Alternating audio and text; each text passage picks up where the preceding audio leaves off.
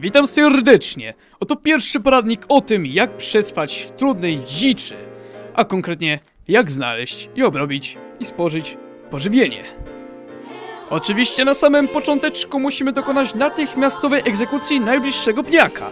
Oczywiście, żeby zdobyć opał na ognisko. Następnie, oczywiście i praktycznie musimy znaleźć jakieś schronienie, by móc tam spokojnie gotować, pichcić i pożerać to, co uda nam się przygotować. Oto dogodne miejsce, by dokonać naszego dzieła. Też jasna, spożywczego. Hehe. Okolica jest wręcz idealna. I ofiara nie będzie miała gdzie uciec. I też ta jaskinia jest świetna do tego, by nikt nie usłyszał jej krzyków i dźwięku gotowania. Schodzimy powoli w dół i ostrożnie, by zobaczyć, czy nasza kochana jaskinia jest w idealnym stanie i czy jest odpowiednio przestronna. Gdy wszystko jest ok, staramy się jak najlepiej zagospodarować teren, który dopiero co odkryliśmy. W samym rogu pomieszczenia zbudowałem pojemnik na resztki, który ładnie wzbogaca wygląd całego mieszkania, znaczy jaskini. Gdy wszystko mamy już gotowe, wykopujemy dół, gdzie będziemy trzymać zwierzynę. Na pewno będziemy potrzebowali owcy świeżej i młodej, wieśniaka znalezionego w okolicy i świeżą świnkę oraz krówkę. Wszystko będzie się ładnie komponować i doda wszystkiemu smaku.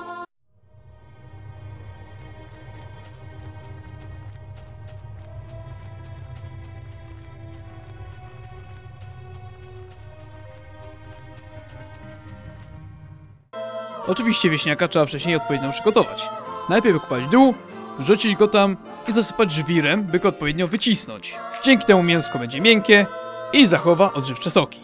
Po odczekaniu kilkunastu godzin wystarczy dokopać się do ciała, które tam pozostało i zgarnąć drogocenne mięsko.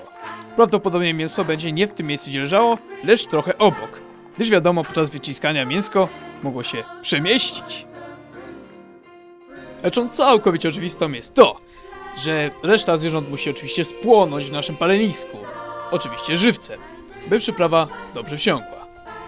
Następnie należy wyciągnąć zwłoki z dołu, zasypać miejsce, gdzie zostały one spalone i przygotować nam wcześniej przygotowany garnek.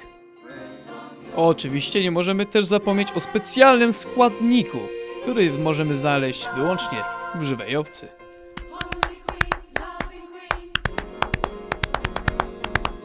I teraz nadszedł czas, by wszystkie składniki wpadły do naszego garnka. I teraz faza ostateczna, czyli konsumpcja. Smacznego! Nom nom nom nom nom.